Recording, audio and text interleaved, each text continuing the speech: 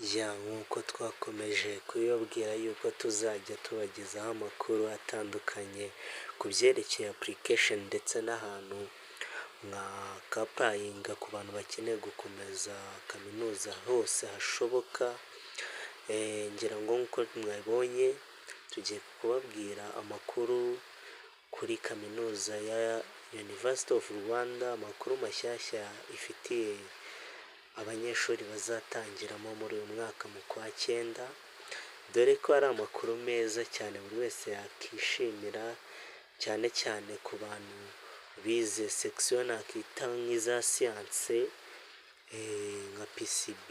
MCB ndetse n'izindi zirimo shimi cyangwa se biology, nursing ndetse n'abandi batandukanye, yuko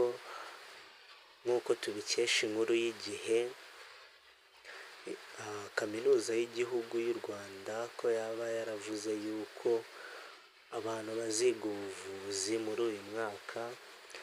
bashobora kuzikuba inshuro 3. bivuze iki rero ku bantu bazatangira umwaka? ni uko bashobora kwakira benshi, dore ko bamwe bajyaga bacikanwa bashaka kwiga ubuganga, dore ko